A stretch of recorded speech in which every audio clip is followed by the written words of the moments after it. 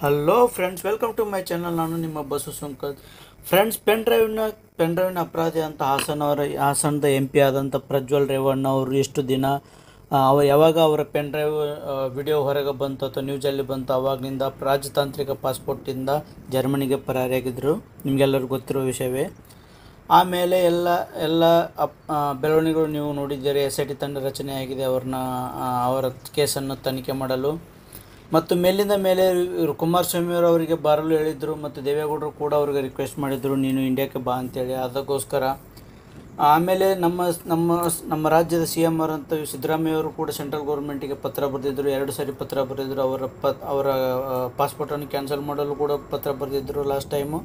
ಮತ್ತು ಅವರಿಗೆ ನಮ್ಮ ಇಂಡಿಯಾಕ್ಕೆ ಹ್ಯಾಂಡ್ ಓವರ್ ಮಾಡಲು ಕೂಡ ಅವ್ರಿಗೆ ಪಾಸ್ಪೋರ್ಟ್ ರದ್ದು ಮಾಡಲು ಕೂಡ ಅವರಿಗೆ ಪತ್ರ ಬರೆದಿದ್ದರು ಮತ್ತು ವೀಸಾ ಕ್ಯಾನ್ಸಲ್ ಮಾಡಲು ಕೂಡ ಅವರಿಗೆ ಪತ್ರ ಬರೆದಿದ್ದರು. ಹೀಗಾಗಿ ಪ್ರೆಜರ್ ಜಾಸ್ತಿ ಆಗೋದ್ರಿಂದ ಪ್ರಜ್ವಲ್ ರೇವಣ್ಣ ಅವರು ಇಂಡಿಯಾಕ್ಕೆ ಬರೋಕ್ಕೆ ಪ್ಲ್ಯಾನ್ ಮಾಡಿದ್ದಾರೆ. ನೇರವಾಗಿ ಬಂದು ತನಿಖೆಗೆ ಸಹಕರಿಸಲು ಮೊನ್ನೆ ಒಂದು ವಿಡಿಯೋ ಬಿಟ್ಟಿದ್ದರು.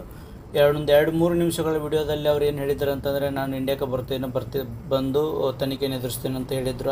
ಅದೇ ರೀತಿ ಇವತ್ತು ಆಲ್ರೆಡಿ ಅವರು ಫ್ಲೈಟಲ್ಲಿ ಕುಂತಿದ್ದಾರಂತೆ ಸುದ್ದಿ ಬಂದಿದೆ. ಸೊ ನಾಳೆ ಅವರು ಬೆಂಗಳೂರಿಗೆ ಬಂದು ಇಳಿಯಲಿದ್ದಾರೆ.